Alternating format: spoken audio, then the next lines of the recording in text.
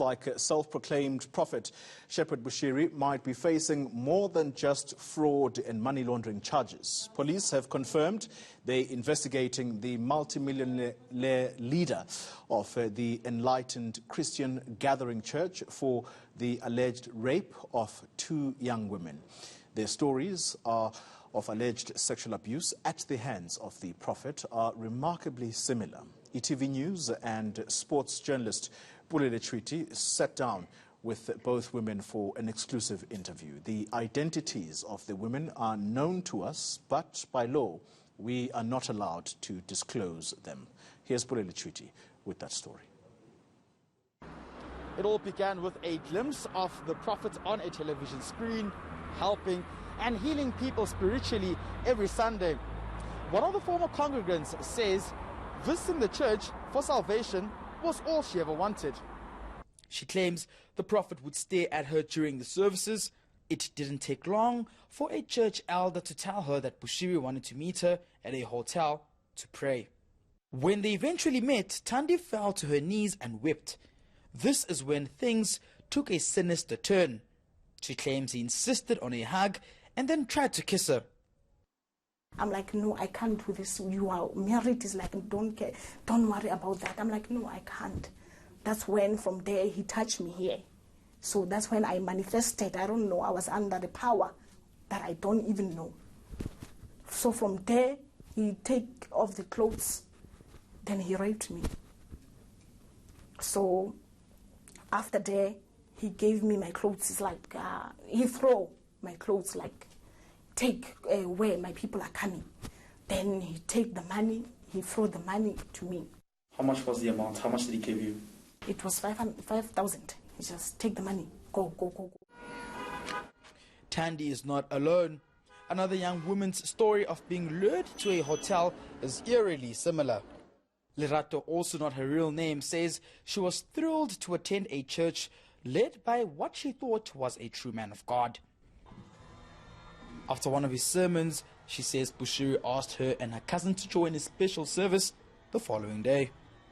He texted my phone and we started talking.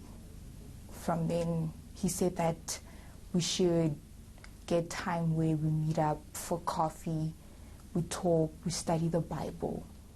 They were going to meet at church, but then the pastor allegedly suggested they meet at a hotel. When Lerato arrived, she says she found the pastor naked. He asked me to take my clothes off. And then he told me to turn around.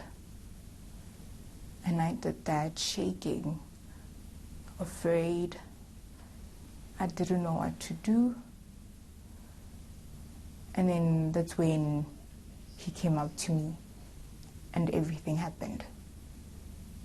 And then after that, he told me to take out 5K out of the drawer to book myself another room.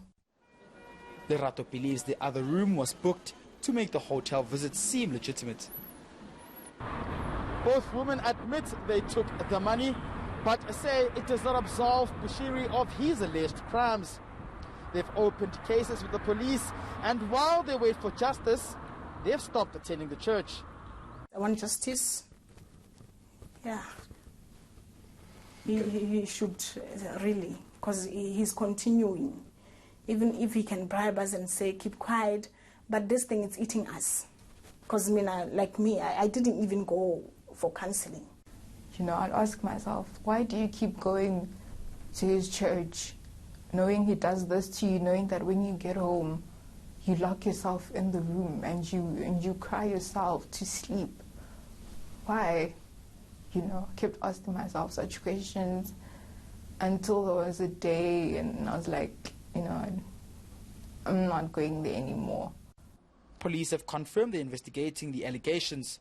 One investigation is still ongoing, while another is already complete, and a docket was sent to the NPA at the beginning of last year for a decision on prosecution. It's not the first time Bushiri has faced rape allegations. In 2018, a Sunday newspaper reported that the Hawks were investigating him after a Pretoria woman had come forward, but she later recanted her story. ETV News gave the Enlightened Christian Gathering church more than 48 hours to respond, but the church hasn't availed itself of comment. The women say the torment continues. They are now pinning their hopes on the justice system to finally vindicate them so they can start the healing process. Pule Letshwiti in Pretoria.